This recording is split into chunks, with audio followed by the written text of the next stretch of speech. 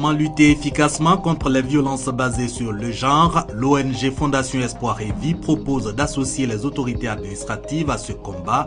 Dans ce journal, son exemple dans la région du Poro. Emploi jeune, la culture de l'anacarde, véritable solution à l'exode rural et à l'épineuse question de l'emploi des jeunes. Pour en parler, Destination Pricro, région de l'Ifou. Lutte contre les feux de brousse sans fin, l'heure est à la sensibilisation à Sakassou pour faire respecter les consignes à la matière. Bienvenue dans votre régional. Commençons ce journal avec cet accident de la circulation. Accident survenu ce mercredi au carrefour centre-ivoire du quartier commerce de Boaké. Fort heureusement, on ne déplore aucune perte en vie humaine, mais l'accident a fait 18 blessés. Boaké, quartier commerce, il est 15h30 ce mercredi 20 janvier. Des bardeaux autour des sapeurs-pompiers militaires en activité au carrefour Centre-Ivoire. Il vient de se produire un accident de la circulation. J'ai quitté Ayamsougou, donc je venais. Donc on se suivait. Donc on est arrivé au carrefour ici là.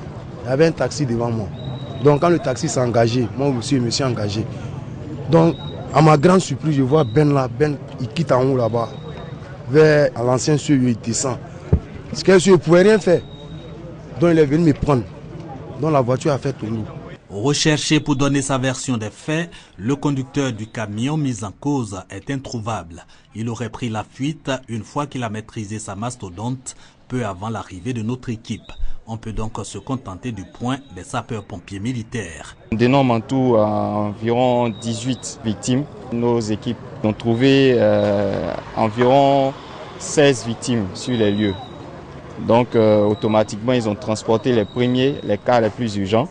Et là, nous sommes en train de faire le point pour transporter tout le monde vers le CHU de Boaké.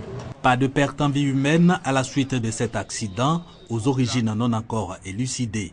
Mais les témoignages recueillis indiquent que les feux tricolores à ce carrefour ne marchaient pas au moment des faits.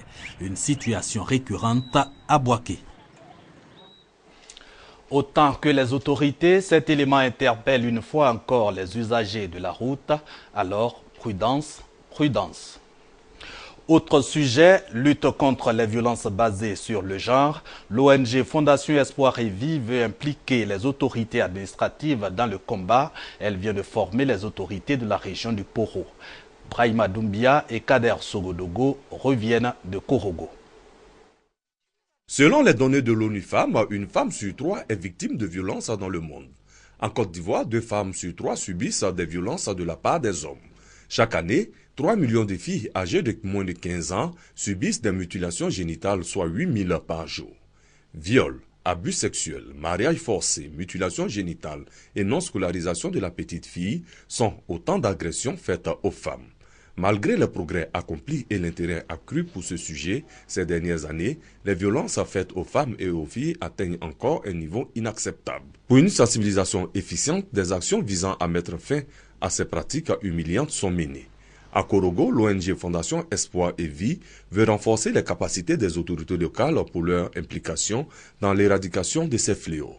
Au cours de cet atelier régional, il a été question de donner les rudiments nécessaires aux participants pour briser le silence ainsi que les tabous et autres traditions néfastes pour permettre à la femme ivoirienne d'être épanouie et plus autonome. L'ONG Fondation Espoir et Vie a engagé les autorités locales à soutenir toutes les actions allant dans le sens de l'élimination de ces pratiques d'un autre âge. Le bilan des 16 jours d'activisme contre les violences basées sur le genre était également au centre de cet atelier. Rendons-nous dans la région du Kologo. Là-bas, le conseil régional équipe l'administration publique. Valeur totale des équipements, 60 millions de francs CFA. Encore, Kader Sogodogo. Plus de 60 millions de francs CFA de dons. Un geste du conseil régional du Kologo qui vise à améliorer le service public dans les départements de Wangolo-Dougou, Kong et Ferkessé-Dougou. Des tables, bancs et des kits scolaires pour l'éducation nationale, des fournitures et matériels de bureau pour la défense et la sécurité, du lait maternisé et des bons d'achat de produits alimentaires pour les services sociaux et des produits phytosanitaires pour des groupements de femmes. Des actions qui cadrent bien avec les missions assignées à cet organe régional de développement. Avec le plan stratégique de développement conçu et réalisé par le Conseil régional du Tchologo, de nombreuses autres actions similaires sont prévues pour le bonheur des populations. Après le Tchologo, direction Bonirédougou, c'est dans la région du Yambol. Les populations veulent booster le développement de leur localité. À la clé, la cohésion entre fils et filles. Hassan Khan, Kader Sogodogo, reportage. Venus de toutes les localités de la commune de Bonirédougou, les populations ont exprimé leur attachement à la paix et au rassemblement des filles et fils de la circonscription. D'où la mobilisation des autorités coutumières, administratives et cadres de Bonirédougou. Cela à l'occasion de la journée dédiée à la paix et à la cohésion sociale. Objectif, renforcer la cohésion sociale pour un développement harmonieux de la localité. Joséphine Ouattara, fille de la localité et initiatrice de cette journée, a invité ses parents à toujours œuvrer pour la paix et l'harmonie sociale à Bonirédougou. Je suis venu pour dire tout simplement merci. J'ai dit d'abord merci à Dieu et merci à tous nos chefs qui sont là. Vous avez parlé à vos populations vous ont écouté. Merci, merci et continuez toujours dans ce sens-là. Les représentants des confessions religieuses ont apporté un cachet spécial à la journée de la cohésion sociale par des prières et des bénédictions pour la paix en Côte d'Ivoire.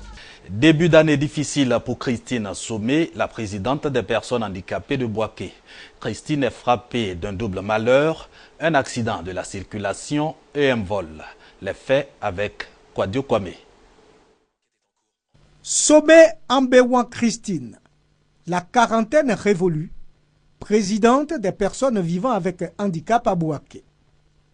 2016 commence mal pour Somé, qui exerce une activité commerciale pour supporter le coût de la vie. Parti souhaiter ses vœux les meilleurs aux parents, amis et connaissances aux toutes premières heures de l'année nouvelle.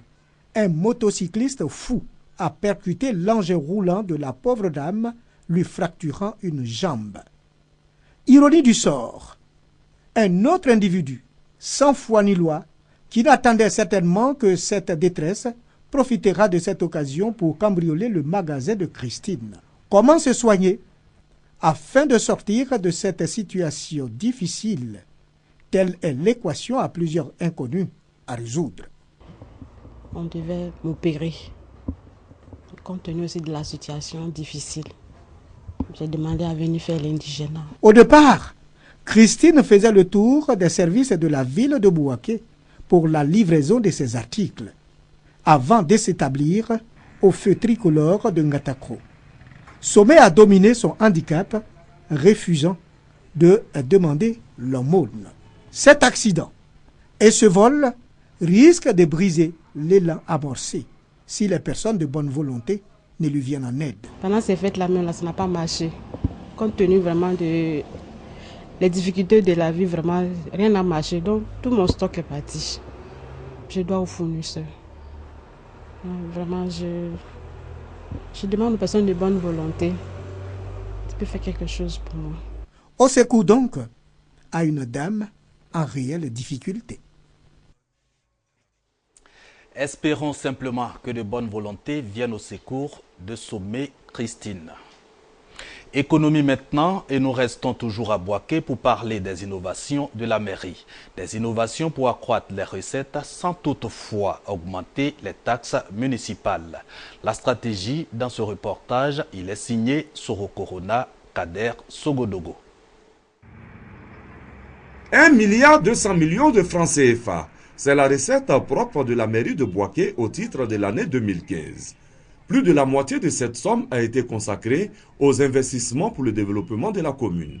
Pour accroître ses revenus, la mairie de Bouaké vient d'adopter de nouvelles innovations dans sa stratégie de recouvrement des recettes municipales pour cette année en cours. Cette année 2016, on prévoit une hausse de pratiquement 380 millions. L'autre innovation, la toute dernière, c'est le fait de commencer très tôt l'abonnement. Au cours de cette cérémonie de lancement du recensement des anciens et nouveaux abonnés, le maire a dressé le bilan de l'année écoulée. Djibo Youssouf Nicolas a rassuré les commerçants que les taxes municipales ne connaîtront pas de hausse. Je les rassure que j'ai tenu à ce qu'il n'y ait pas 1 centime d'augmentation sur les taxes qui leur sont présentées cette année. Une nouvelle bien accueillie par les commerçants qui ont en retour demandé au conseil municipal de mettre de l'ordre au niveau des collecteurs. Chaque année on se bat. Aujourd'hui, Dieu merci, le maire a compris qu'il n'y aura pas de surcoût. Le seul mot nous va droit au cœur. Pour 2016, la mairie de Bouaké projette collecter au titre des taxes municipales environ 1,4 milliard de francs CFA, soit une augmentation de 12%. Deuxième grand titre de ce journal, l'anacarde, un pourvoyeur d'emploi et un moyen de lutte contre l'exode rural. La preuve, cette culture maintient sur place à Kofi-Amokro les membres de 50 coopératives agricoles. Nous sommes dans la région de Lifou, découverte avec Soro Corona et Charles Tatou. 625 000 tonnes de noix de cajou produites en 2015, soit un bond de plus de 11%. Production qui fait de la Côte d'Ivoire le premier producteur mondial devant l'Inde. Toujours selon le Conseil du coton et de l'anacarde, cette spéculation est le 4e produit de rente après le cacao, le café et l'EVA, détrônant ainsi le palmier à huile. À Kofi-Amokro, dans le département de Prikro, la culture de l'anacarde est un véritable moyen de lutte contre l'exode rural. Plus de 2000 jeunes et femmes ont renoncé d'aller chercher le bonheur sur d'autres cieux au profit de ce produit. On ramasse un anacarde, je suis bien payé. 3 000 et puis 4 000, 5 000, 6 000. Nous sommes les contractés. Où on te paye bien, c'est là-bas que tu cherches pour partir là-bas. Donc là, j'ai entendu son nom qui paye bien les travailleurs. Plus de 50 coopératives issues de 20 villages du département de Prikro vivent de cette culture. Cela grâce au chef de village de Kofi-Amokro, Nana Azakpaïn 3. Elles ont 6 000 francs par sac. Alors si, imaginez-vous un village qui ramasse 200 sacs, ça fait 1 200 000. Et vous avez à peu près 50 coopératives qui travaillent dans le champ. Ces jeunes et femmes travaillent sur une superficie de 150 hectares pour une production de 186 tonnes en 2015. L'introduction de l'anacarde a contribué à augmenter le taux de la scolarisation dans le pays en don. Ça nous permet de mettre nos enfants à l'école. Avant, on avait des problèmes. Donc, il n'y avait pas ça. À la rentrée, on lui dit, il nous aide. Donc, tout ça, ça nous donne le courage de mettre nos enfants à l'école. Vous donnez 20% pour la scolarisation. Vous voyez ce que ça représente chaque année? L'action de Nana Zankpaï 3, offrant plusieurs emplois aux jeunes et femmes, est appréciée par d'autres cadres qui veulent bien suivre son exemple. Ce sont des clés de solutions pour aller à l'émergence qu'ils nous proposent. Ici, c'est du concret, c'est un système. Nous, on est venu apprendre, on est en train d'essayer aussi de notre côté. Le secteur de l'anacarde fait vivre environ 2 500 000 personnes, occupe près de 250 000 producteurs et a rapporté 337 milliards de francs CFA au pays. L'organisation et la professionnalisation de ce secteur pourvoyeur demeure une solution pour la résolution de l'épineux problème de l'emploi des jeunes en Côte d'Ivoire. Destination Sakassou pour boucler ce journal et nous nous intéressons à cette campagne de sensibilisation sur les feux de brousse. La finalité, épargner les plantations, forêts et villages des incendies, des faits récurrents en saison sèche comme c'est le cas maintenant ici au centre et au nord de la Côte d'Ivoire. Soro Corona, Kwadio Kwame. Selon la direction régionale des eaux et forêts de Gbeke, 13 personnes dont 3 écoliers ont péri dans les flammes causées par les feux de brousse ces 3 dernières années. De nombreuses plantations de caféiers, de cacaoyers et d'anarcadiers ont été également ravagées par les feux. Pour le directeur régional, les conseils en matière de lutte contre les feux de brousse doivent être respectés par les populations pour éviter de tels dégâts. Les feux de brousse ont plus de conséquences négatives que de conséquences positives. Il faut aussi mettre en place des pare-feux. Il faut également que toute la population, les chefs du village, l'administration, puissent sensibiliser les uns les autres. À Sakassou, Les autorités administratives du département privilégient la voie de la formation et de la sensibilisation. Les chefs de village, présidents des comités villageois de lutte contre les feux de brousse, ont échangé avec le préfet sur la question.